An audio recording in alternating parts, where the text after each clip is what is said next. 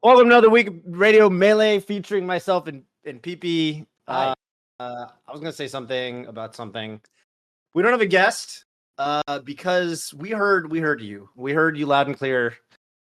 We heard you loud and clear, Golden Gamers. You don't like you like us. You like me and PP. Yes. And everyone else is stinky and nasty. You don't want So true. guests. Those are they sometimes they play weird characters. You just want good old fashioned Toph and PP. And so we heard you loud and clear. It's just the two of us. No, but seriously, we tried. Seriously, everyone we wanted to get was, either playing in Coinbox, which is going on, I think, or, flying home from LACS, which was a crazy tournament. We're going to talk about LACS 5. We're going to talk about some of the really wacky is a word that I've heard ascribed to the tournament. I don't know that I agree, but I have heard that word ascribed to the tournament, so I guess we can dig into that. Was LACS 5 wacky or not? I don't think so. I don't think it was that wacky. I think wacky things happened, but I don't think that one or two wacky things happening makes the entire tournament wacky. Well said, Toph. I mean, thanks. we're gonna dig into all of that, and I think one of the first places we can dig that we could probably say is a little wackier, a little wilder, a little weirder, I think is a topic that many have been talking about, wondering about, and feeling strong things about, especially after this weekend, is Zane's Ice Climbers. Don't test us. Is that the name? Is that the official branding? You weren't listening to the commentary? Yeah, don't test us. That's the name. Got it. Because you get it. There's two of them. Usually. Correct. So it's a collective noun. Right. Here's the thing about Zane's Ices. One, here's some facts about them. One, there's two of them. Correct. Two, they'll get you. And that's about it. Those are the two facts. They really want that grab. I mean, it was impeccable. It was impeccable to see how much Zane's Ice Climbers love the Z button. I mean, his Marth loves the Z button, but his Ice Climbers, I mean, it's just a whole... He's looking like Hbox out there. It was beautiful. Yeah. Because Hbox doesn't use... That's trivia for all you Golden Gamers out there. Hbox uses the Z button for everything. Doesn't use the Z stick or the A button. Yeah, it was interesting to see that. It was interesting to see in Grands how Zane just didn't even try the FD thing anymore. Right. Yeah. I thought you could still go for it, but I think there was some kind of element. It's funny because actually Leffen was kind of talking about it. I guess we're getting into this now. Leffen was saying, and this is something that I haven't thought about too much, but he was like, yeah, when Zane swapped back to the Marth after the Ices game in the first set, he felt like Zane was dropping stuff. He felt like Zane is not used to swapping between characters in tournament. And he felt like that hurt Zane, and Zane, I guess, agreed with him. I guess he agreed with the diagnosis because he decided, you know what, it's not worth it. Even if I win an FD game, I am more likely to lose the game after it, because my Marth will then be, it'll have lost its momentum, or its, whatever you want to call it. And I thought that was really interesting. There is a real skill to that. You used to dual main. Yeah. I don't want to say used to. You used to dual main tournament. Right. Is this something you thought about a good bit? Yeah, and I think this is something it's not something that's really talked about a lot, but it used to be really common. I think M2K was someone that really kind of pioneered this thought. I mean, he would be switching games and switching characters in games, and so hearing him talk about it, I think helped me think about it as well and helped me practice it. But basically, the idea is there's a particular way that you want to practice to try and there's like the way to play your own character, and then you're that character, and then there's a particular switch, and how quickly you make that switch is important. Kind of like how you can train the skill of adaptation to your opponent. It's kind of like training the skill of adjusting to your character. And so the same way you practice your tech skill, and you might have a routine, you might instead practice your main, like in Zane's case, is Marth, and then you might do a little bit of routine with Ices, and then go back to Marth and make sure that's all pretty clean. Because there's something about relating that, being able to make that switch really fast, that's going to be really important for you in tournament. And I don't know how his friendlies have been. It seems like he goes all one and then all the other. And so if he flip-flopped a little more, and maybe he does off stream, I don't know, but just from what I've seen, if he did flip-flop a little more, that might be helpful. I personally do like having more than a game to acclimatize. Sure, yeah. I remember when I would play Melee and Ultimate at the same weekly. I'd do that at WNF. I felt like I needed like a set, or like a game at least. Like I'd play Melee and then I'd go play Ultimate, and the first game I'd get rocked because there's like more input lag or whatever. And then it's like little things too, where like, in Melee, if you switch characters, like, you had this with Marth and Falco, they have different jump squat. Right. So your wave dash input feels different. That's why I really like Fox Sheik as a dual main. I think Leffen agrees, because those characters have the same jump squat, so the wave dash input feels the same. Right. To me, that kind of thing matters a lot. I think your mileage may vary depending on who you are.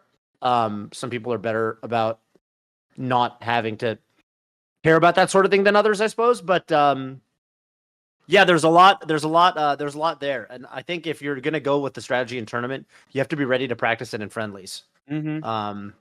Which you would. It sounds like you would practice this in friendlies. Right, and there are other things you can do too. I'm remembering now that you can also practice.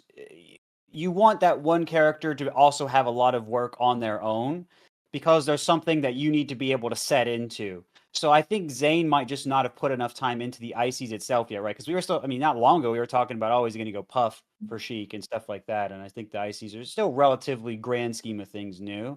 So it might take a little more time just getting used to the character itself. So I think there's the component of developing the character by itself to where you can fully step into it.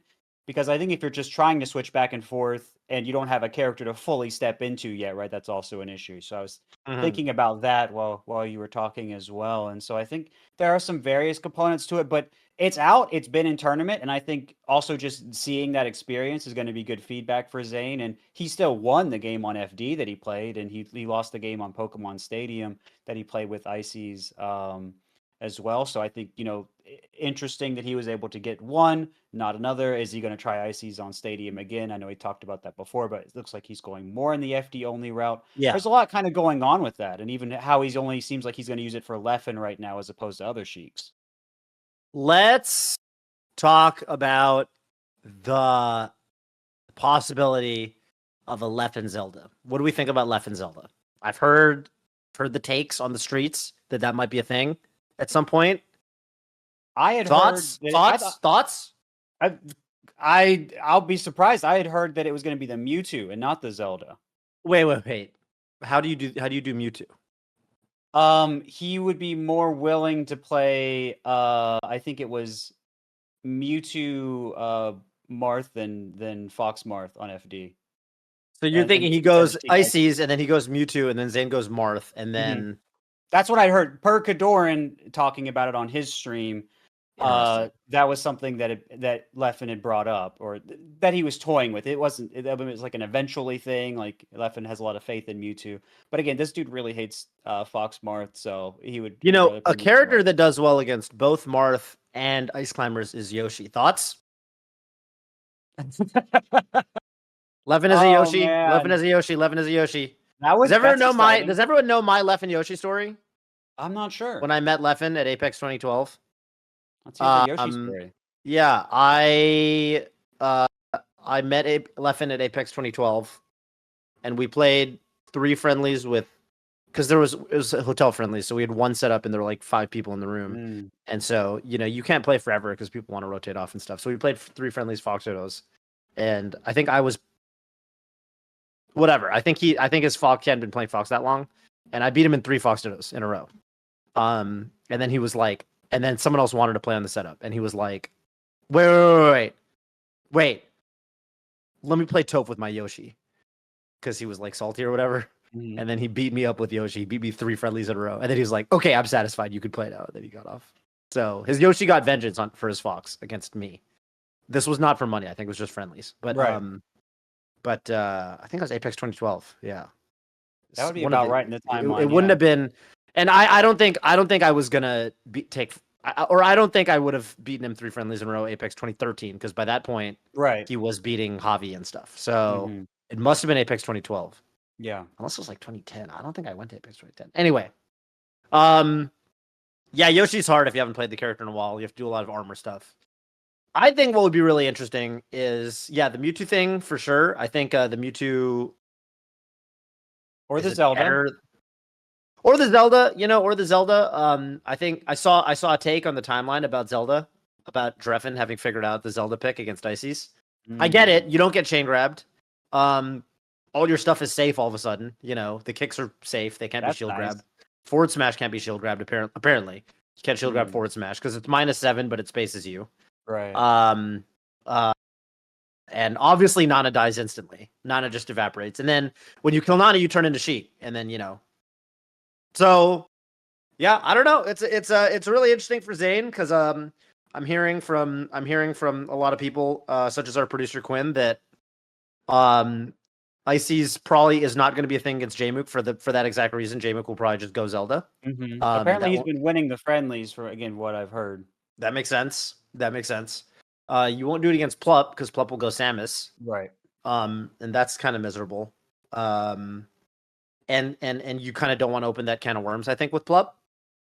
So it's really only a Leffen thing, and it's like arguably the weakest pick against Leffen or it's the strongest pick against Leffen out of those three, but also it is the most niche against Leffen because on any other stage besides FD, well, first of all, also Leffen could just go Fox, so you can only do it on your counter pick. You can't do it reliably. You can't do it every stage of you can't do it every game of the set. You can only do it on FD.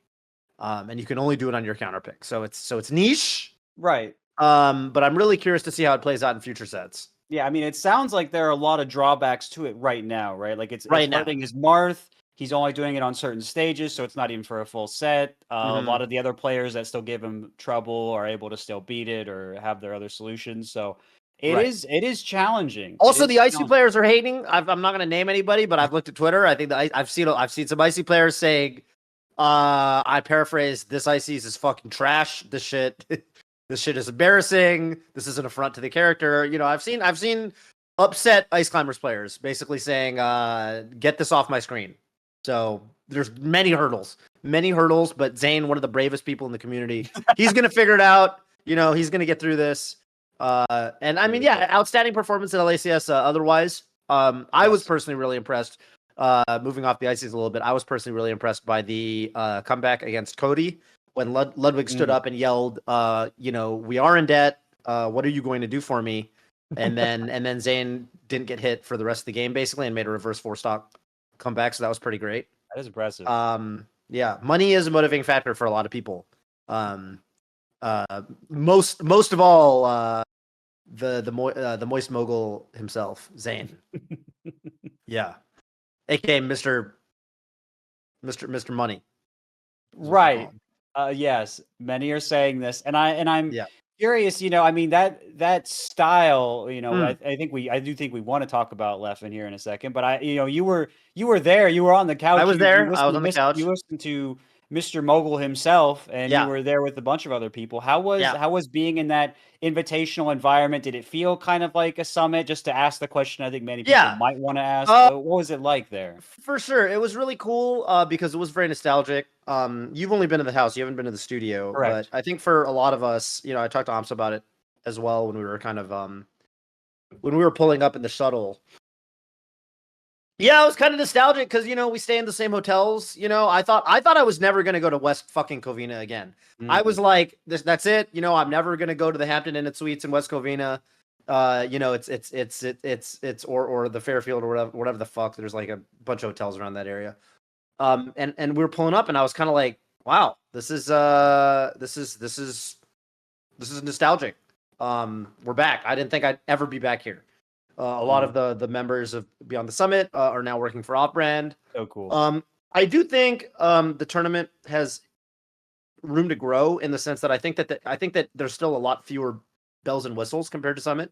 We're you know, it's a 3-day tournament, not a 5-day tournament. We're not doing a media day. We didn't record a bunch of skits. You know, I think the skits are always really fun. I think the side events are always really fun. There were no side events. You know, we didn't do Mafia. It was all business, right? It was a melee tournament. Right. I think Ludwig was saying that there's not going to be Swiss next time. Maybe there will be room for other things if that's the case. I think you can't super duper take too seriously things that Ludwig says in the heat of the moment on the couch. Fair. That's fair. But I think there is an opportunity for a lot of that stuff. I did propose Mafia to Aiden for next time, and he was like, "Oh yeah, Mafia." Next time? We can't do it this time because we don't have the setup for it. But you know, we can think about it. Yeah, next time. Okay. Yeah, that sounds like So him. yeah, so maybe, that would be cool. I do miss it. I do like it. I think that's ultimately part of the fun of Summit is Saturday, Sunday, it gets pretty all business for the players, but I think that at least for me, I mean, maybe the players have always seen those things as distractions, and maybe they just want to win. I don't know, but for me personally, I do like all the other stuff. I like the fluff. I like the bells and whistles. It seems like the players have fun. There was the bouncy house, not bouncy house, inflatable obstacle course that one time. Cody almost died, but it seemed like he had a good time. If you're gonna go out, that's one No way to. That's lawsuit. a good No way to do it. lawsuit. No lawsuit. And yeah, I think it was a good tournament for all those reasons. I also think that Leffen winning was pretty unexpected. Yeah. Coincidentally, I got ramen with Leffen and Kalindi on Friday night, on Saturday night, and Leffen wasn't feeling it. Leffen's kind of going through it. Leffen was 1-2 at the time in the Swiss. Leffen had a pretty tough Swiss. Almost got eliminated by Axe. So almost didn't even make the top 8. And Wow. Yeah. I think for Leffen, he's kind of going through a thing where he's like trying to figure out. He flew to South Africa, flew home for one day, and then flew to the West Coast. Then he's got to fly back to Brussels, and then Evo's after that, and then this, that, and the other. There's Gommel if he goes to that. Although I think he decided to drop out of Gommel because it's too much flying. Makes sense. Not enough time warming up between events. And he's trying to figure out which games he wants to focus on. He did say something that I thought was very charming, which is like, I think he thinks that being number 1 in Melee would be like the most meaningful. Especially because, I think he really likes all 3 games of Melee and Strive and Street Fighter 6. I think he really does enjoy all 3 games, but he does I think he feels like it's kind of tough. Like Strive isn't the quote unquote main game in the FGC anymore. It's Street Fighter now. And I think he thinks it's tough that with the way the tournament schedule is, he has to spread his attention so thin. Right. And so for him, I think he's kind of going through like my suggestion, I think a couple of us, because we're kind of chatting about it, Cody kind of said the same thing. Cody was talking to him and kind of said like, maybe you can like do it like seasons. Because like even people like Mango, Mango will kind of not play Melee for a while, but like if there's a major, like then Genesis will be coming up, and then he'll like practice for a couple weeks. And you kind of know at least for Melee, you kind of know when there's a lot of density in the Melee schedule, the Melee calendar, so you can kind of rely on that, and then you can like not play it for a couple months and play something else. So hopefully he figures that out. But good to see it didn't impede him too much at this tournament. I thought it was really impressive that it felt like he was strategically very strong. People were remarking that in the set, for example, versus him and Cody, it kind of looked like Cody had the better micro the whole time. Cody was getting more off up throws, right? Cody was certainly in certain ways, especially in scrappy kind of situations, a little bit maybe more polished, if you want to put it that way. But yeah, overall, I think Leffen's game plans and his kind of I don't know. Well, did you have any thoughts there? Because this was something that a lot of people, Leffen himself, in the post tournament interview, were kind of talking about his like macro, his strategy, that kind of carried him where, maybe his micro would be a little bit outdated or something. But yeah, I was curious about your thoughts about that. Yeah. I don't know if I noticed that so much against Zane, but against Cody, yeah, he was losing neutral a good bit. But what I found was the big difference maker in their set was the edge guards, and I think edge guards, are so important just in general. But like I think what makes Cody look so strong against Zane a lot of the times, for example, is he'll just put Marth off the stage at 40 and Marth's dead half the time, or 75% of the time, or whatever. And that's just kind of brutal, like because Marths are used to making it back, against almost every other player. But it was kind of the opposite for Cody Leffen. I think Leffen was able to make it back a good bit against Cody this time, and he would be beating up Cody be beating up Leffen a lot. But then if Leffen got that one opening by the ledge, he was able to convert it almost every time. It was really impressive.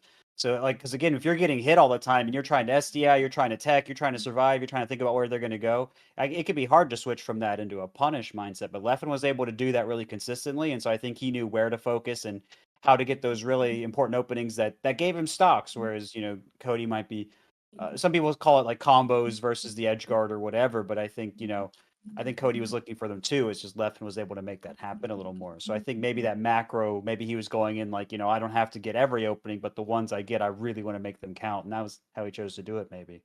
Mm-hmm. Do you feel like you were the sort of player who I feel like you kind of were known for being a, very strategically strong player. Sure. Did you kind of like, when you were watching Leffen, are you like he's just like me? He's just like me for over, and I'm like screaming and crying and holding the fridge or whatever. Yeah, no, it was really surprising because I think Cody usually cleaned up a lot of that stuff. So I was more surprised by Cody in some ways in that set, but seeing Leffen being able to hold on and do that, yeah, it did kind of remind me of, some type of strategic adjustments I've had to make like that, where it's like, yeah, I'm going to go in, do what I know I can do well, and maybe the things I've even rehearsed a little more, and I'm gonna get this my way, and that is kind of cool. And I think that's something that makes Leffen a unique player. And I think now that he is one of the older players in the scene, he can kind of start making decisions like that. And I was even, I mean, I'm curious what you think about this as well, because you have some traditional fighting game and of course melee overlap. I was thinking, how strong Leffen also was when he was corner trapping Cody. That was the other thing that he seemed really good at. So if you think about the two things I talked about, this reversal, this edge guard, and then this corner trapping, it feels very much like how you want to play traditional fighting. A traditional get him in fighter. the corner and beat him up. Do you think there was any of that carryover, or maybe any of that sort of thing that you think could be part of it? I do think so. I do think so. I would feel a little bit less emboldened to say that if I think Leffen kind of talked about that, like mentioned other fighters. Yeah, I think that kind of mindset is really, yeah, focusing on those elements. I do think, because like, you can really put pressure on somebody in melee if you're hitting your edge guards and if you're like really kind of staying, and it's kind of like similar to like, I think edge guarding and melee. Okay, let's put it this way. I think Leffen has talked about how he thinks a lot of melee players don't think of melee enough like a fighting game, in that a lot of the time you have to make a lot of the time you make reads. A lot of the time you make reads, even though you're not always making reads.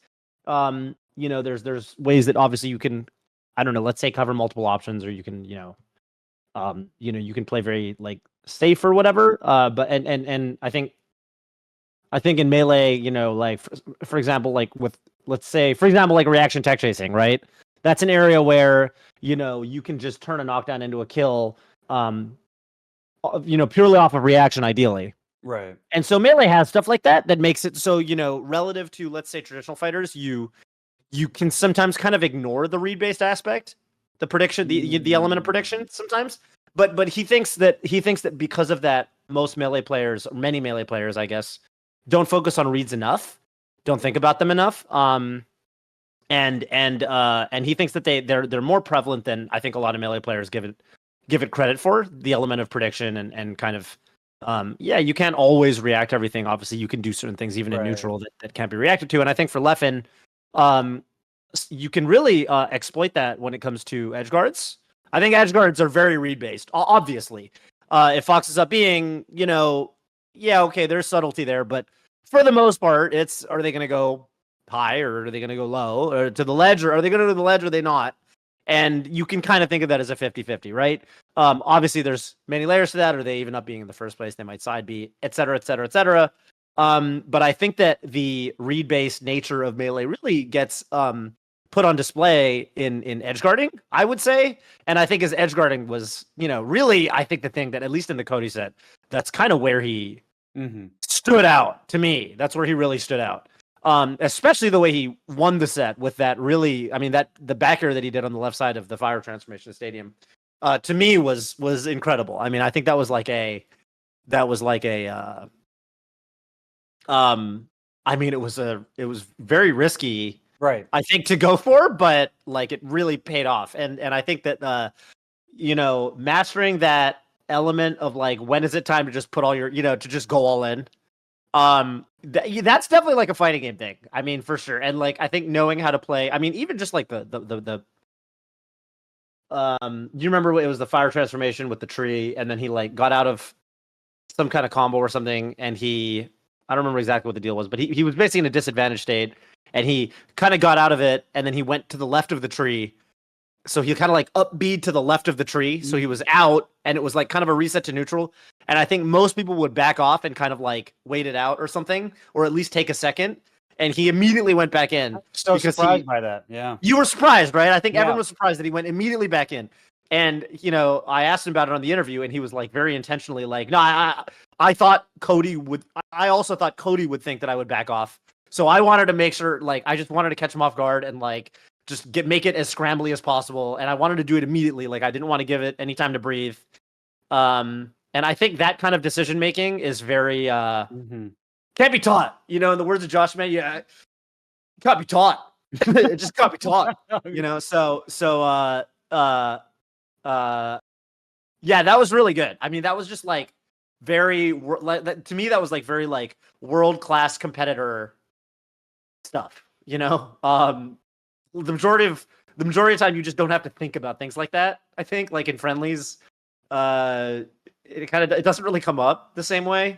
So I thought that was really pretty crazy, and I think that he really made a lot of amazing outplays in that aspect that kind of I think won him the tournament ultimately. Yeah, again, which is really cool to see. Like the experience. It really felt like the experience. Even that up B he did on the tree, right? Like up B, yeah. Cody's newer. He probably or he hasn't seen that as many times as Leffen, and so Leffen, I think, even just being able to get out, like I think Cody could have covered that up B that Leffen did, from my recollection, but it was just really uncomfortable. And then I think Cody was like, "Oh, I could have covered that," and then I think Leffen could have pushed that even further. So I think there was a lot going in, and then like you said, yeah, if he's spent time thinking about how he wants to push his advantage or how he needs to go in or things like that, and this might be stuff that comes up more in traditional fighting games too, where it's just time. I think it just felt like so much experience, like fighting games and time in the scene and all that stuff, and the macro strategy, like you were saying, all that kind of just converging on those like last 20-30 seconds. Yeah, it was really, really impressive. And I think for for Leffen, he hasn't really won anything huge in a while. I think the last thing was the last Battle of BC 4, not the one this year. So it's been a while. Yeah, I know he's really wanted a big win. Yeah, and it's cool to see that he can still do it, because I think these days people kind of count him out a little bit, maybe a little bit more than is deserved. But yeah, it was pretty crazy. Pretty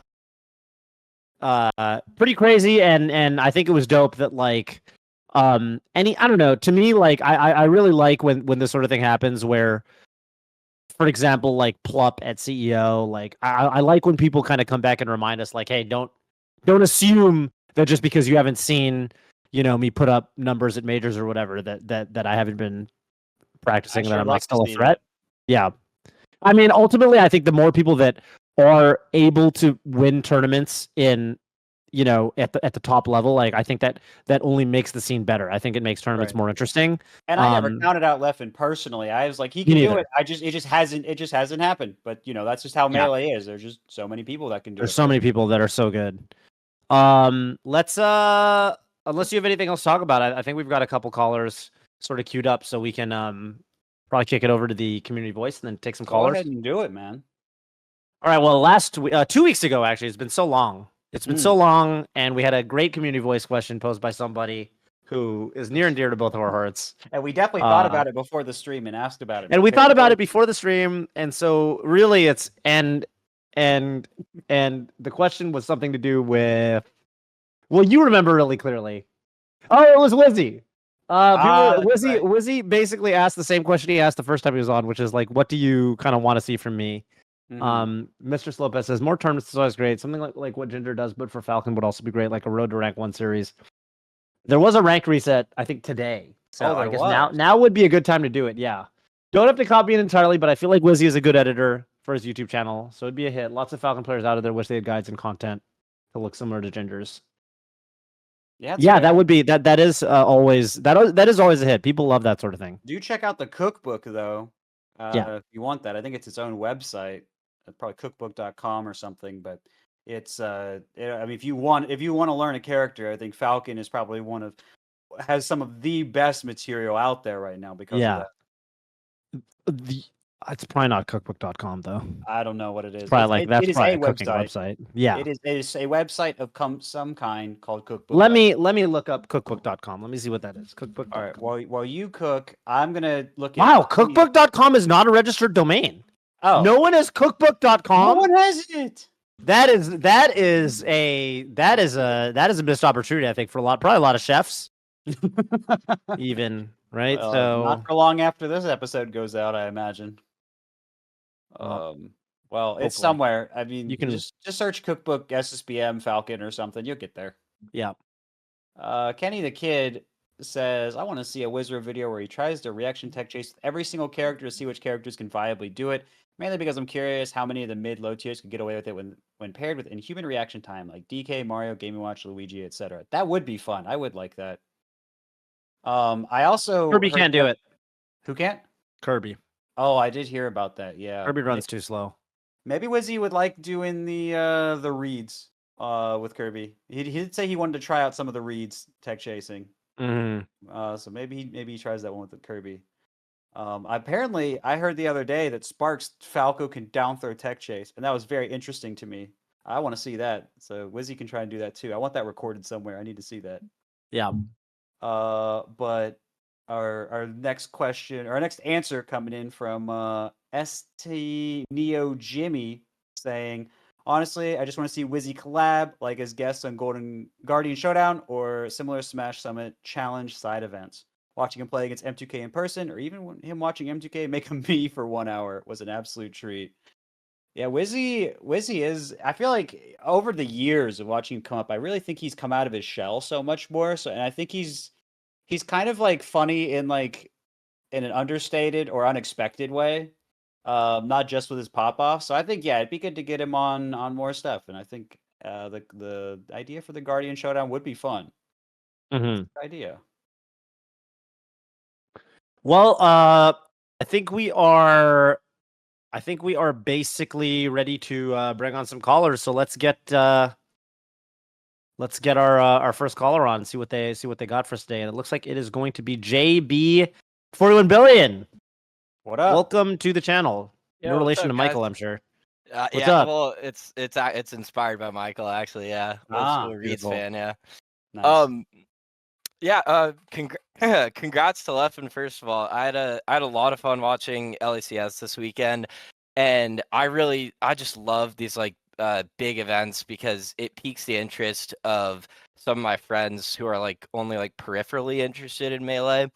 And so I had a couple friends come over and we got to watch the tournament together, had a little Smash Fest, whatever, and it was a lot of fun until the Mango Hbox set, because I'm a really big Mango fan, and I was pretty disappointed by what happened. And I know it's part of the terrain to a certain extent, but it was still disappointing. And my friends were asking me, because they don't really follow it too much, they're JB, what's going on? You call this guy the GOAT all the time. You say he's the best to ever do it.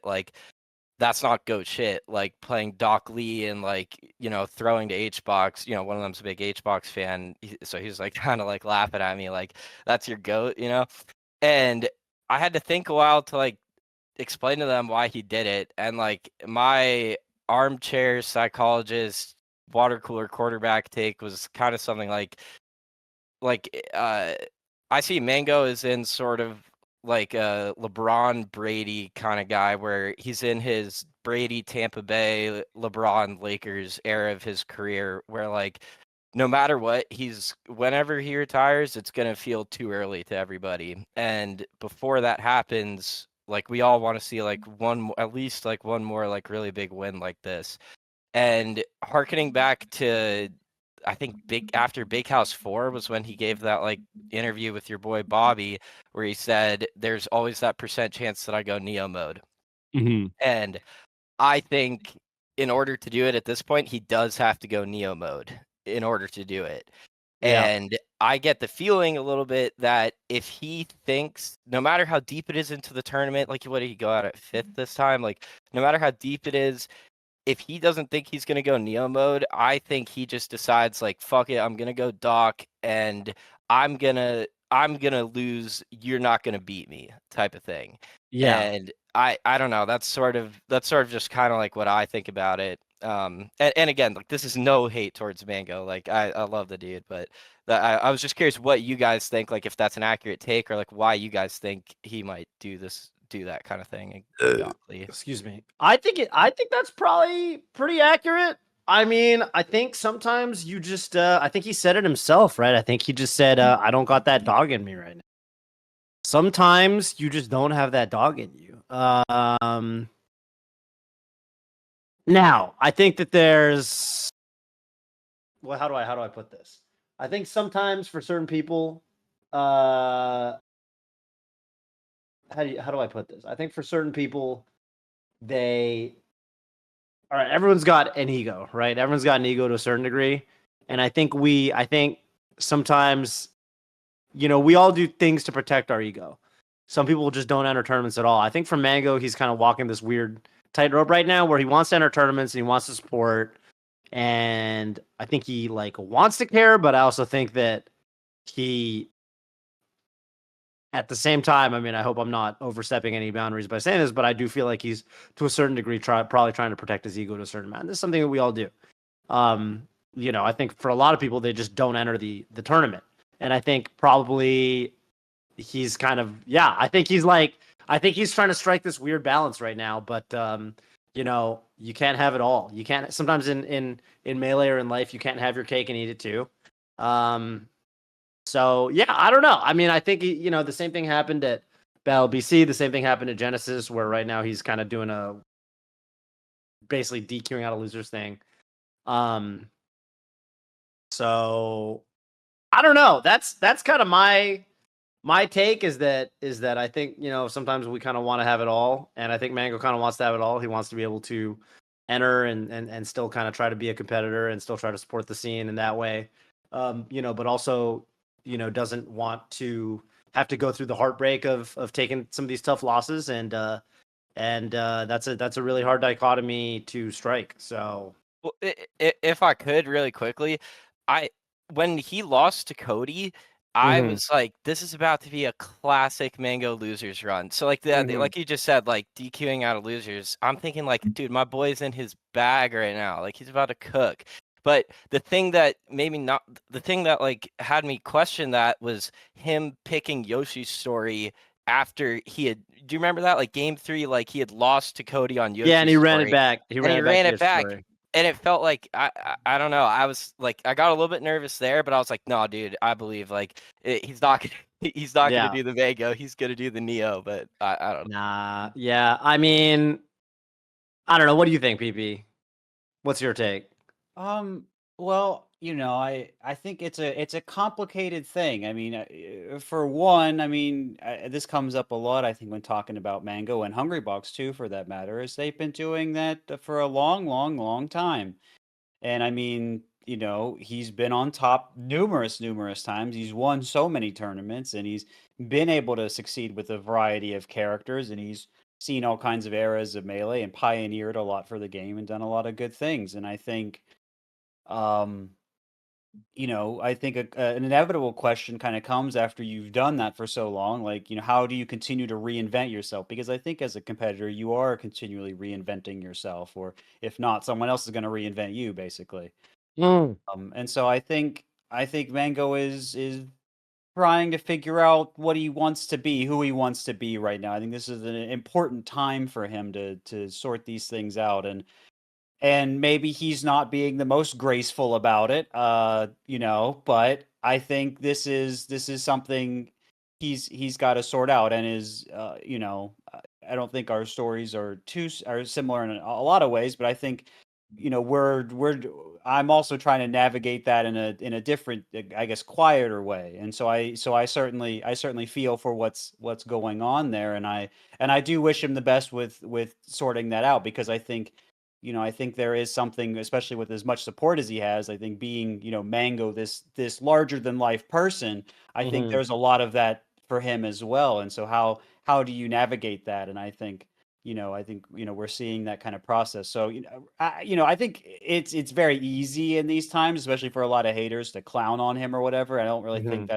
it's not helpful. But I also think at the same time giving him, extra treatment, saying, "Oh, well, that's just Mango," I think is also not really fair. So let's just try and be fair about whatever's going on and understand this is a process. And these are human beings at the end of the day, right? Whether it's Mango or Hungrybox or whoever else is going through something. I always do like encouraging that. But yeah, I don't think the only person that's really, unless Mango asks for help from someone, the only person that's going to change this is him. So, unless we had him on the show and you could ask him something, I don't think any of us are going to get him to not play Doc if he wants to play Doc, so it's really up to him. Right.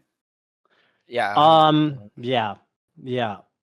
It's complicated. I mean, I've definitely dropped out of tournaments, out of winners too, when I felt like I remember there was a somewhat recent Big House where I entered, but I had a really weird schedule with the commentary, and I remember I lost in winners, and I was like, dude, I could like struggle this out through losers, but I would rather just drop out because I think I had a commentary block coming up anyway, and I was like, you know what, I'm just gonna focus on commentary this tournament. So I've definitely been there. I think sometimes it's like, for me, I can kind of do that knowing that no one's gonna call attention to that. Right. It's early enough in the bracket or what have you, and I'm not expected to win the thing or be in contention for winning the thing. So it's easy to just kind of drop out and be like, I'm not really feeling it today, and that's not kind of what I'm here for anyway. I think for someone like Mango, I think he, really wants to support the scene. I think he knows that him being around is really good for Melee and that he's got a lot of fans, obviously. But I think he goes through the same lapses of not motivation. I think that's part of it too, but I think also just feeling like you're not ready for an event, or like feeling like you're not, ready to try to win or something. And I feel like for him, he feels like it's kind of a happy medium. I mean, I don't know if you read the write-up that he did after he not dropped out Genesis, but when he went Doc at Genesis, he did like a foot longer. And I think that explained things a lot better than any of the tweets that, the tweets are always kind of cryptic. It's kind of hard to tell what he's really feeling. But yeah, I mean, he's TLDR, he's going through it, and sometimes people are going through it. And when you're going through it, you just gotta go through it, and you come out the other side. And he's got to go. He's got to go through it right now. He was playing like so well though, like you know what I mean? Like we say, like, oh, he's going through it this, going through it that, but like I mean, I thought he was gonna smoke Cody. Like I thought he was looking like really good against who looked like the best player on the planet at that point. You know what I mean? Like, and I appreciate what PP said about, like at the end of the day, like these are humans. And like, like how ridiculous is it that like somebody's like calling in and like trying to do armchair psychology about like just another person. But I like, PP included, like I mean, this, like you're one of the greats to ever do it. Like, I mean, people have their expectations of you, and like you get elevated to the status that you're elevated to and still are. And it's again, it's like the Tom Brady LeBron thing. Like, it's almost like you're a little bit more than human, which obviously isn't fair. It's like you reap some of the rewards of that, like you get all the adulation, but at the same time the pressure can be too much. But at the end of the day, I don't think that anybody thinks that Mango won't win another big tournament like this before he's gone. Like I know in my heart that he will win another one. And I was really excited to see him do it this time, but it was a little bit of a letdown. But if only Lud had shelled out those gifted subs. Yeah, I think for Mango, like, yeah, I know there was like a Hungrybox element to it too. I don't know how much that actually had to do with it. Where Hungrybox was talking about, he was saying on the couch that he might play really campy or degenerate or something, and maybe I know Mango really doesn't like playing Hbox, but I don't know if that had anything to do with it, because I don't even know if Mango heard that. Also, I want to point out that I wonder if part of it too was that Mango had he had a really good bracket for himself. Obviously, he had 3 Foxes potentially into Grands. And that's kind of been his matchup. He's been beating Cody almost every time. So I wonder if like the way that he lost, where he was like, maybe he was kind of thinking like, fuck, this was my chance. And then when he lost, maybe he was kind of like, I blew it. Like I blew my chance. And that can really hurt sometimes when you kind of like you don't play in the moment, you know. I think that's kind of like why the way Leffen won to me is like, and the way Mango's won from losers in the past. I think the thing about like the Mango losers run, like that whole effect is like that shows that it's something that can be turned on. That's like a switch that has to be turned on, but it feels like it almost has to be very intentional. Where, you know, with Mango, like, you know, he's got to kind of be down to do that and kind of go through that.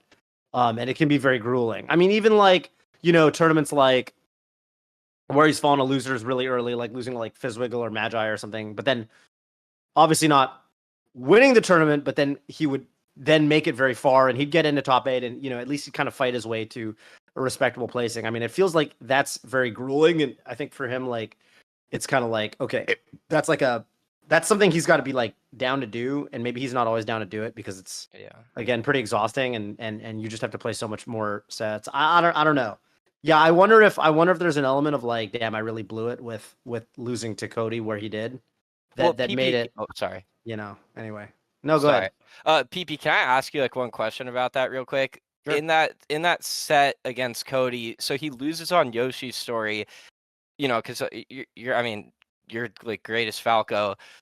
If where should he have gone, and why did he go back to Yoshi's? Mango and I view stages and a lot of things about the game pretty differently. So Mango is someone that I think you have a fair point about him going back, but I also think Mango is someone that can win on a run back. Right. But I think it's not necessarily the stage. I think if he was more flexible, he probably would have gone somewhere else. But you know, it's not at the end of the day. Like I think he likes the stage a lot, and I think that helps him. So I don't think at the end of the day, it's really. Again, I think it's about, you know, having that dog in him, as we said in the beginning, right? More than a strategy thing. I think, you know, there are going to be elements that'll always be part of that. But I think, you know, something we talk about on this show a whole lot that's been changing more and more, you know, over the past couple of years, especially, is people are coming on and saying, you know, the more I worked on my body, the more I worked on my mind, the more I realized, you know, these things about myself or competing or whatever, that's what gave me these leaps. That's what gave me these results. That would make me more consistent. Right. And so I think, you know, getting his head on straight is what's going to be most helpful for him at the end of the day. It's hard to tell that though to a guy who's won 30 majors over his career, right? Yeah, and so I think, I mean, he's done a whole lot for the game, and you know, I to your point about your friends, I think it's tough to watch those things, and I don't think it's particularly great for the entertainment value of tournaments and everything like that. But I think long term, if we zoom out outside of an individual tournament and we look back, we might say, okay, well, there are these periods where, you know, he would do really well and then he would go down, or maybe he would be in like more of a slump, like Mango's had slumps before, for example. And that makes the, you know, comeback a lot sweeter, for example, and things like that. And so it is possible that that's something that could happen too. There are still lots of possibilities for how this could turn out. He hasn't said anything definite yet, as we know. And so, you know, regardless, I think, you know, looking back on this, you know, I think it's going to be a more interesting story than it would be in the moment. So that can also kind of be helpful when thinking about this, having a broader view. I mean, he took a game off Hbox. That would have been hype if he had beat him with Doc. Would have been pretty hype. Hbox is exactly the kind of player to take a game off of and have it mean absolutely nothing. If that set ever got close and if Hbox wanted to win, he was gonna win. Like, well, you guys were doing a great job on commentary. I was like, you guys had me believing, bro. Yeah, well, you know, you gotta do what you gotta do. But yeah, Mango was not winning that shit. Yeah, for sure. And Phil goes, Armada's the GOAT. Armada's the GOAT. I was like, fuck, dude. Yeah. Well, anyways, I mean, it's you know, it's a challenging question for sure. But only Mango can answer it ultimately. Maybe he'll make another twit longer. We'll see. We'll see. I hope not. I hope he just plays, man. Like, I don't know. thank you guys so much for letting me ask my questions. For sure. No worries. Thanks for coming on. Any shout outs for us on your way out today? Yeah, shout out to Michael from Anthor's Ladder for the name. Love that dude. Very nice. Very Love that nice. dude. Have a good All right. one. Yeah, you guys have a good one too. See ya. All right. We got our next caller on here. I don't know how to say your name, so I'm not going to try, but you can educate us on what your name is, where you're from, and what your question is for us today, gamer. Hello? Hello. Oh, okay. Yeah, my name's Akilish. I don't think you should try to say the tag for real. Okay, I won't. Can I call you Singale? Yeah, sure. All right, thanks. Hello, Singale. Where are you? What's your question for us today? So my question is, if you made like a balanced faster melee, what would be like a change you'd make to a character Oh boy. make them like way better suddenly? Like Has to be if way you- better. Yeah. So like if you decrease Peach traction, or like Kirby had like Puff Drift, that would make them like way better just instantly, right? I was gonna And mention then- Kirby. My answer was gonna be SE Remix Kirby. They made that character a lot more fun to play just by giving him more side to side momentum. Oh. Runs faster and has more momentum in the air. Not like Puff level, but a lot more than he's got in Melee. In Melee, he's almost none. Yeah. And that alone actually makes him, I would not say top tier, still probably like mid tier at best, but way better than he is in Melee. Like he can like kind of tech chase. They didn't change his moves or anything. I thought the No, I'm not really. You don't need to. I mean, his they might have made Nair better because Nair's so dog shit. Oh, I think they fixed his throws. I think they fixed his throws. But that alone and the movement thing, I don't know that it makes him a tourney threat, but it does make him a lot more fun. Yeah. So I would do that. I think Kirby's a low hanging fruit one. Yeah, I mean there are always small changes that I think that are brought up a lot, like the Mewtwo tail hitbox, the DK tie hitbox, Game and Watch shield, DK shield, those sorts of things. Game and Watch L cancels. Okay, I got a contentious one for you. Go for it. What do we think as a collective? What do we think about Falcon in PM, where he can grab the ledge, and not even PM, like every Smash game besides Melee, basically being able to grab the ledge from side B? I don't have. Is it too much? I don't think so. I don't think it's even because like you could, if you see him do that and you jump out and get hit by the side B, you just meteor cancel and he dies. So I don't think it's okay. I think here's what I think. I have a good one. I think if you get grabbed from Falcon or Ganon's up B, this is my actual proposed change, and they go yes. Well, Ganon doesn't say yes, but he does whatever he does. I think they should get their jump back. And the reason I say that is because I think if you get grabbed by Falcon or Ganon's up B, you kind of fucked up in a perfect world. I think you should be able to edgeguard those characters, and you can, by not getting grabbed by their up B. And I think if you get grabbed by them, like they should get reward. Like I think it's so sad, even fighting against Falcon. I think it's so sad that a lot of time, if you literally, I will fuck up and I will miss mace by Shine Spike or whatever, and get grabbed by the up B, and then I get to kill them anyway. In fact, they're in an even worse position after the up B. I think that's stupid. I think the opponent, like the person edgeguarding Falcon, should have to cleanly not get hit by the up B, and I don't know. I just think it's dumb. Like it doesn't even feel right. Like I feel like when he up B's you, Falcon says yes, like he's like happy. Shouldn't he rightfully feel happy because he is in a positive situation in his life and not a bad one where he's about to die? Yes. To me, that makes a lot of sense. So that's my proposed change. Yeah, that's fair, and I think that's that. I think it wouldn't even change that much. Like that wouldn't change really anything at top level, right? Because you should still be able to edgeguard there. Mm-hmm. It just means you have to be a little more clean, and you can't like. Yeah, it's so stupid. It's so stupid sometimes. Dude, you get upbeat at 0 and you're just like, oh, okay, cool. And then you walk over and shine him. It's just like, did he deserve that? I don't know. Right. No, I feel it's so sad. I agree. It is tough. Little things like that, like about Falcon, giving him maybe a little more drift on his up B as well. Things like that, I think would be kind of neat. I wouldn't add drift on his up B. You wouldn't add drift.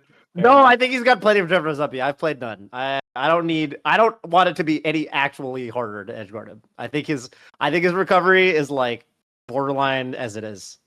Sure. Okay. I think that'd be too much of a buff, is what I'm saying. Well, this is adding the way better. This is the question for way better.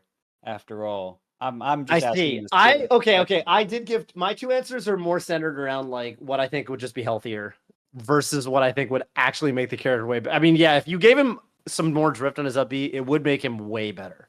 Yeah, and I don't think he should be way better. I think he's pretty good. So yeah, I mean, way better might just make him like definitely top tier or something like that. Which I'm not so opposed to. Falcon's not the character that needs that the most. Like when I think of a character that I want to give more of that to, it'd be like Roy, for example, where you do the SD remix or the PM, where you make the bear. They give him the bear. They gave him the good bear. They gave him the really long F tilt that like kind of seems like it does something, but also kind of not really. But it's still fun to use. It's still an awkward character design, but it's like it's just a lot better. So for those that don't know, his nair like is a lot stronger and pushes you away, and it's kind of like a constant hitbox that's out. His moves are all stronger, so he doesn't get blown up by crouch cancel anymore, and they're safer on shield. And his back air is like a killing move. His forward tilt is really long, but it still has a weak hit at the end. Like it's a really long move, but it's the weak hit towards the tip of it. And so it still kind of maintains the spirit of the character, but it lets him be a lot more functional, which is really nice. It doesn't change his throws or anything like that. So he's a lot more fun, even if kind of wonky feeling. So I think that's another way to go. I don't know. Like I think eventually, if we keep on, UCFing and everything else with the game and, talking about custom stages, I think we'll probably get to the point where we start asking ourselves these questions as a community.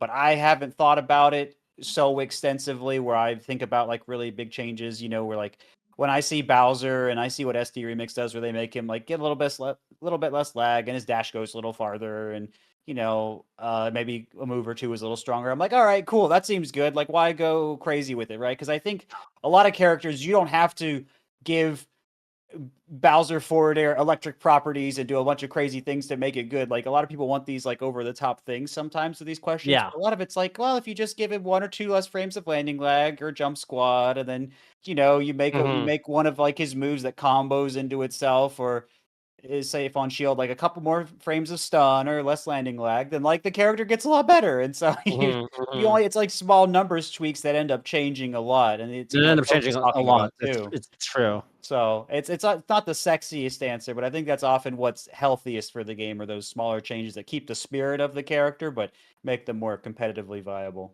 Yeah, that's a good point. Did you have any ideas yourself with this question, Singale, that you've kind of thought about? Or yeah, I don't know. I thought one thing that I heard, I think at some point, was if Peach could just like pull turnips in the air. That would be funny, but I think it would be like really good suddenly. The way like Link can pull bombs anywhere. Yeah, pretty much like in the exact same way. Well, I feel like she only has so much time in the air, right? She's only got 3 seconds of float, and so a turnip pull is, what is that, like half a second or something like that? Yeah, something like that. I'm not sure. So you're eating up a lot of your float to do it, and then you got to throw it. So I don't think it's that bad. I don't think it's that bad. It'd be goofy more than anything. Yeah. I was thinking about changes like that. Just changes that would make them better, but also just look really dumb. Yeah, that's true. I don't even know what it would look like visually. But I mean, maybe it'd be fine. And maybe I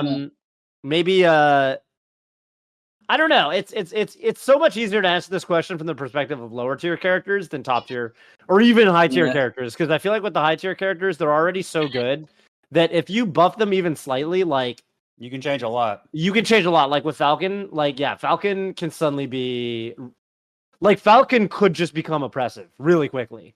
Peach could become oppressive really quickly. Like characters of that strength are like definitely on the border, Yeah, you gotta be very careful. So I'm hesitant. I'm hesitant to really suggest anything, but it would be funny, and I like the idea of numbers changes too, because that definitely did happen in, for example, like Ultimate, where like, for example, with Peach, I think going from Smash 4 to Ultimate, it wasn't like a lot of stuff changed, but they standardized the jump squat. They gave everyone the really quick jump squat of 3 frames, and that alone was just enough to make her.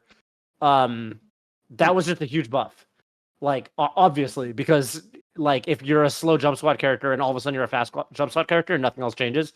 I mean, the classic example everyone always brings up is Falco. if Falco hitbox a jump squat, certain things would just be like his shield pressure would be like broken, I think. If you didn't change anything else, if you didn't change like how much shield stun his Shine does and stuff. He'll be getting really good at SDIOA on Shine. Yeah. And shield SDI, I guess. Yeah, shield the SDI. Yeah, that's what I meant. Sorry. Oh, that's what you meant. Yeah, it's so there's like stuff like that can have unforeseen circumstances, which to me is always like, man, we're so lucky that Melee worked out the way it did, where nothing ended up too broken. For sure. Yeah, really easy for that kind of thing to happen, I guess.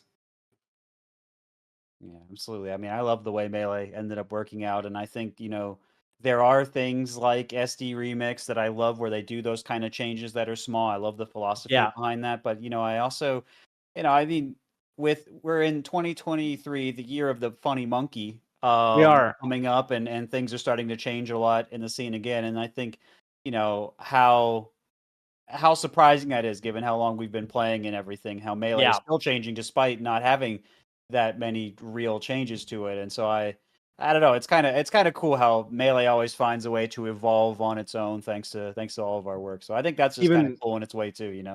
Yeah, even without actual changes happening to the characters, right?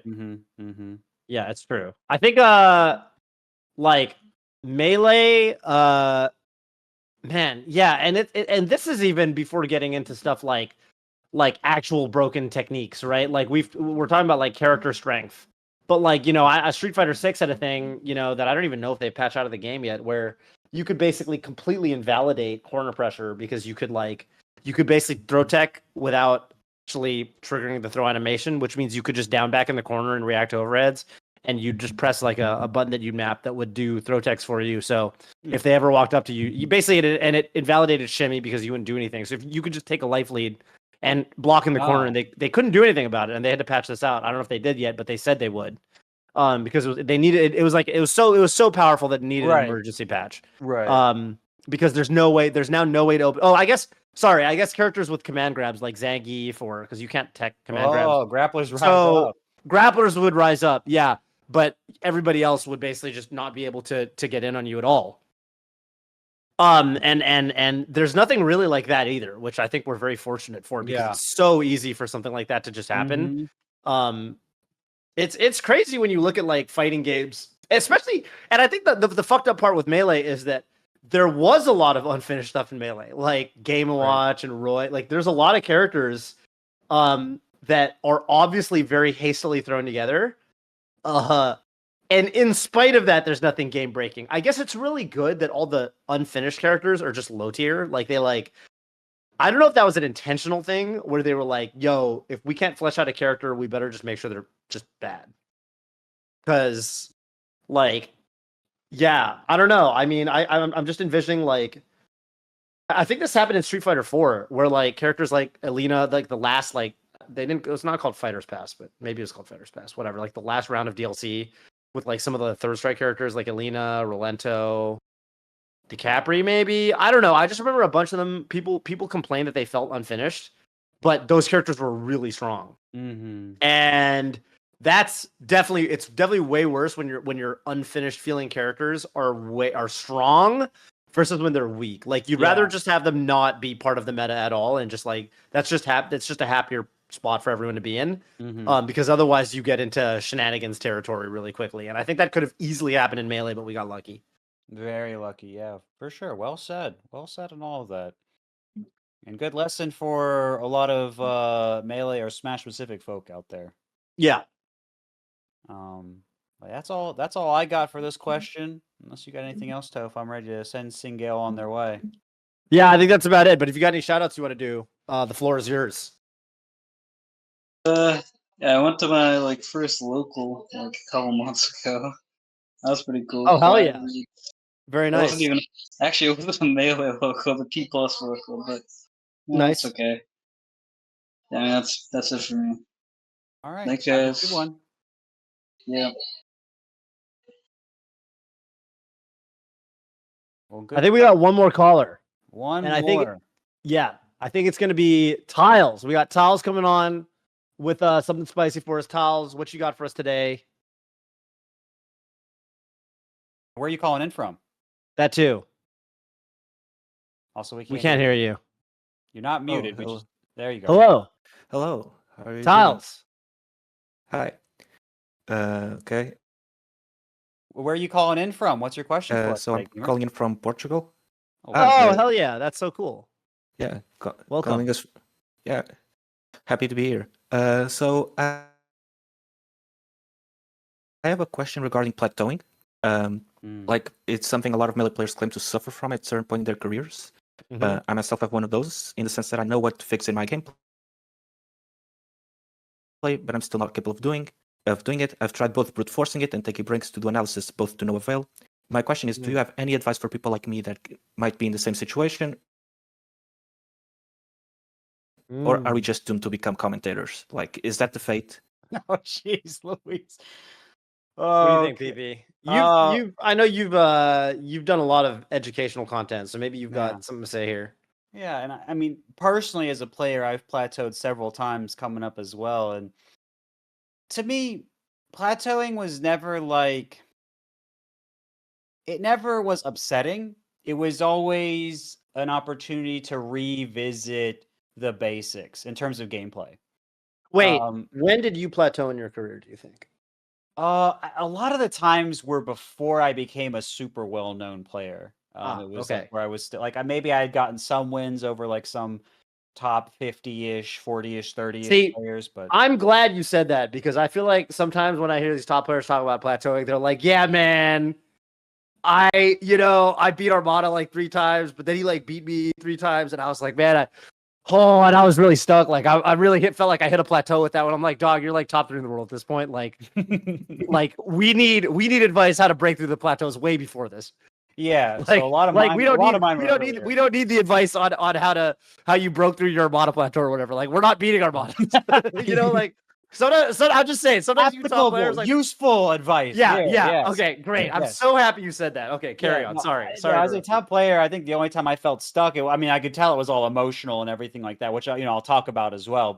And I think that's part of what Tiles wants to hear as well. But in terms of gameplay, it was always earlier than that. And, okay, good. Yeah. And so I always felt like I needed to return to basics. That was my solution for it. Return to the basics. And I would go back and I would say, okay, well, what's the purpose of all of my stuff? I was a Falco player then. So I was like, what's the purpose of my laser? What's the purpose of, my neutral air? Can I use forward air differently, for example? Can I use, like, is there a way to use this in neutral? Is there a way to use this in a combo? Can I use this in an edge guard? Like I just kind of went through like various things and like just tried to look at everything in a new way. Because if you're plateauing, I think, thinking about it now, it kind of means, you've taken whatever the way you've thought about it before to its conclusion, right? So you need to change the way you look at things. You need to grow. You need to evolve, right?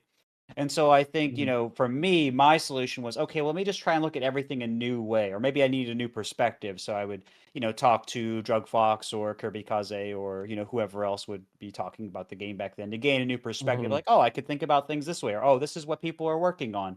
Or what this is what a top player is talking about. What do I think about that? And I could take these ideas in and try to evolve that way. And so I think gameplay, I think returning to basics is really important. And then, something that I think happens to a lot of people is, kind of what you're talking about, Tiles, is when they plateau is like they're like, okay, I'm just gonna play and play and play, because I think that's a lot of melee players like learn a lot of solutions, and there's a lot of stuff in this game, so you have to play and learn certain things. So we're going to play a lot. And then I think the other thing is like, okay, well, that's not working, take a break. And breaks have a use too, because sometimes you do come back fresh. But again, if you haven't changed the way you're approaching things, like I was saying before, you're just going to get stuck again. So I think that sometimes people plateau, and I've talked about this before, is they get satisfied. They get to a certain level, right? Like if you think about what a plateau is, right? It is a level field, and there's something below it, right? You've climbed to a certain level, and there's this flat area, and now it doesn't seem like you can go up anymore, right?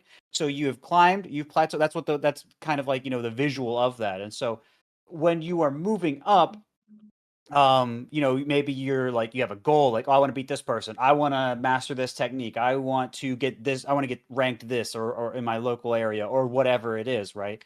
And so maybe you get that, and then you plateau like a couple months later, and you don't put that together, the 2 and 2 together, like that's what happens. But that can happen to a lot of people. And so this is not, instead of going, oh, I'm so dumb for this, or oh, this or whatever, right? I think it can be really helpful to say, okay, well, how can I get excited about Melee again? What is a great goal that's interesting to me? How did I feel when I was coming up?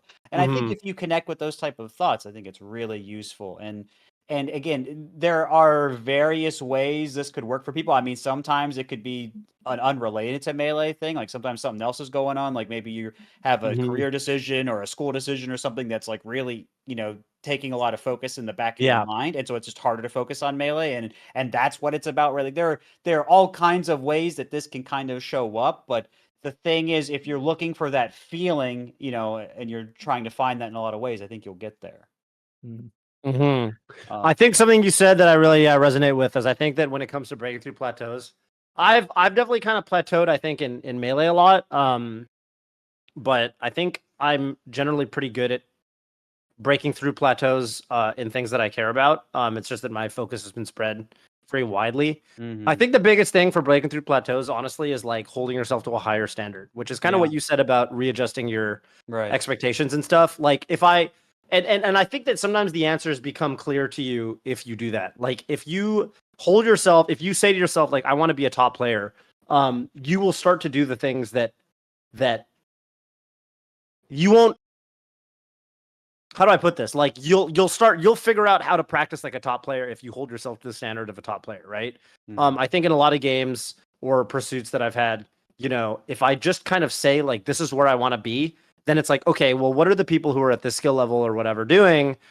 And then pretty quickly the answer kind of becomes apparent to you. So with Melee, a lot of the time it's like maybe it could be like, more solo practice or having more structured practice against like specific matchups or specific people, or you're like, because I think the answer for whatever the plateau is, whatever the skill level is, whoever the person is going to vary a lot.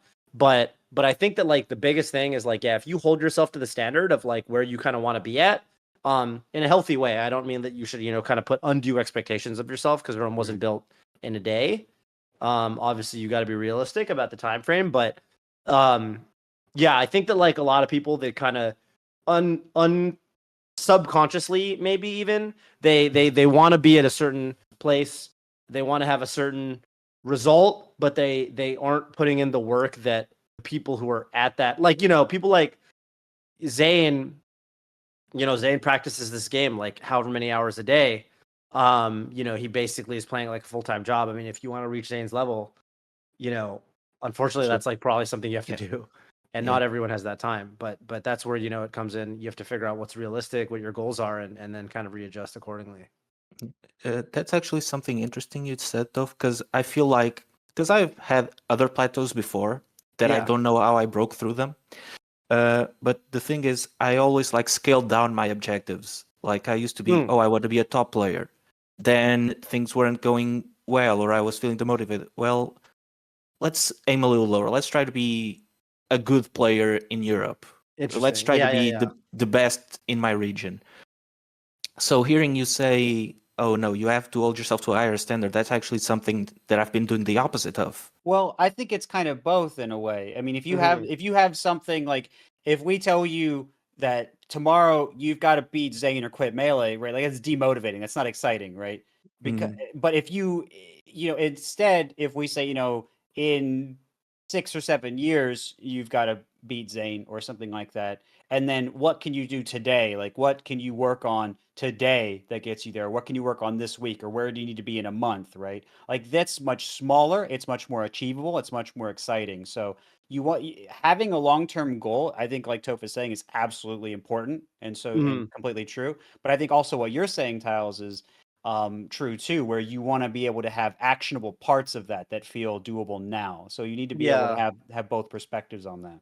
Yeah, scaling down is good, because scaling down makes things achievable, and sometimes that's what people need, is they need the motivation to feel like they can do something, sooner rather than later. So I guess it really does depend on, maybe I shouldn't even say necessarily scaling up, holding yourself to a higher standard, but maybe it's like holding yourself to a different standard. Like I think just reevaluating kind of where you're at.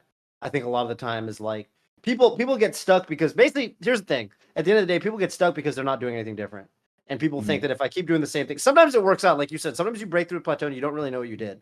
And maybe that's because, for example, it could be a lot of things. Like maybe literally you're stuck at a plateau because your tech skill is really bad or something, and you keep dropping something, and you just play a bunch without really adjusting your mindset. But in doing so, it kind of refines your tech skill, and then you stop dropping whatever combo or whatever movement, and you just get better. And then you broke through some plateau. But I think the better and better you get, the more specific, like you're gonna have fewer of those glaring weaknesses, right? Like for someone who's like a top 30 player to become a top 10 player, the weaknesses I think are going to be more specific. Somebody that I can think of is like somebody like Magi, who I think has like really improved really a lot recently. I think Magi compared to like 2 years ago, Magi was already a very good player. Magi already beat Mango in tournament, but I think Magi, for example, was somebody who had clearly matchups that she really liked to play and matchups she really didn't like to play. And I think she spent a lot of time refining the matchups that she didn't like to play, and also just kind of bringing her overall game together in that sense. So I think when you're at that level, for example, I think it's more important to be very specific and very crystal clear about what you're trying to improve. You can't work on everything all at once. And I guess that's kind of what I mean is like, I think the best way to improve and break through plateaus is like do something different, like change something up. Do like change up how you practice, maybe introduce more VOD analysis or message specific players who play a certain character. Maybe if you think you're it's going to be something different depending on kind of where you're at. But ultimately, like for the most part, the better you get, the harder it is to break through plateaus unless you're like actively trying to do something different, I think. I see. Okay. Yeah, that was really helpful, actually. Awesome. Glad we could help. Yeah. Yeah. It's hard to say anymore without knowing specifically what the plateau is. It's a case-by-case scenario, and I was trying to get more of a general answer for everyone that feels like this instead of just like, let's evaluate how Tiles is plateauing. Yeah. I see. Yeah. We can save that for next time then. If you're still struggling. Yeah, I'll bring a VOD. We'll do VOD analysis. It'll be fun. Perfect. Oh boy. Hey, and in the meantime, if you guys want to do that with me, I have a Patreon where I can coach you and do that. Little plug Very here, nice. late in the show. No one's gonna get mad. The jam. Yeah. Thank you so much, Tiles, for coming on. I think this was a great question. I hope it does help a lot of people, and I think we both able to provide some really good insight here. Thank you for calling in. You got any shout outs for us on your way out today? Yeah, I have a couple. I want to shout out the Portuguese melee scene, of which I'm a part of. We're trying to host our first in-person local in like 7 years or whatever. Ooh. Yeah, we're like 15 people deep, but hey, no, we'll that's try. great. That's great. Yeah. Very cool. Good luck to you guys. I want to shout out the Scottish melee scene because they're just a bunch of homies, and I want to do a little plug to the Fate 3 this weekend on Phoenix Smash. Biggest EU major possibly of all time. Most really? Most definitely of 2023, but possibly of all time too. And also shout out Prof from Florida. I want to play like that guy. Yeah, Prof is really sick. I wish I could go to Fate this time. I went to the last Air, but I haven't been to a Fate yet. I always say I'm going to try to go to the next one, but maybe I'll try to make it out to the next one. Yeah. Sounds like a great time out there. Yeah. Yeah, we have a bunch of Americans actually showed up. We have a bunch of them coming over. I'm actually surprised. Wonderful. But yeah, this weekend on Phoenix Smash. But yeah, that was it. Very cool. Thanks, guys. Phoenix Smash. Thank you so much for calling in, Talis. Have a good one. Likewise. See you. See ya. Okay. Well, unless there's anything burning you want to talk about, Toph, I had a little bit of a thinking chair moment while that last question was going on, and I have a possible community voice. You can tell let's run it. I don't have anything, and I'm sure there's nothing you could ask that I wouldn't also want to know the answer to. Okay, well, you can tell me what you think. I'm curious about matchups, player, and character that the people want to see. Because I think last weekend we saw, Zane's Ice Climbers, which we talked about for a while for the first time, and that brings up a lot of other matchups that are possible. But I think we also saw Josh Man being able to take a set off of Leffen, or Triff being able to play AMSA again and being able to take that win, and they hadn't played in a long time. So I think there were a lot of sets that didn't happen a lot. Like Swift and Axe played for the first time. I think there are a lot of sets that I think are really interesting that we don't get to see very much, and it would be really cool to kind of see if there are like any interesting character and player combinations that haven't happened yet that are very rare that people might want to see. Yeah. What do you think about that? I like that a lot. Okay. This comes up from time to time. I want to see Doc Lee versus Franz for the title. Oh, that's what I want to see. Best of 10, no holds barred slugfest. Yeah, I'm envisioning Mango loses in winners, goes to losers, and he's like, fuck it, I'm going Doc. But then Franz isn't bracket. That would be kind of hype. Like, oh shit, Doc Ditto. Yeah, that might be crazy. I think people would. I don't know who's gonna win that. That would be kind of cool. Because I know Mango's got a lot of pride in his dog. Mango has, I think, gone on record saying he thinks he's got the best dog. But obviously, us on the West Coast, we're also very proud of Franz, and we think Franz is cracked. The specialist versus, just the top player experience. I think that exactly. So I would want to see that. I think that'd be pretty hype. But let us know what you think. If there's any crazy matchups that you out there would want to see. There's definitely some that come up from time to time. In terms of like. Some we already talked about, like Leffen's Mewtwo, for example. If that ever becomes real, I think that'd be really interesting. That'd be fun, yeah. I don't think he can beat Zane's Marth. At least probably not the first time, but that would be really hype if it happened. That gets pushed and it gets competitive, like that would be so weird. That would be really weird.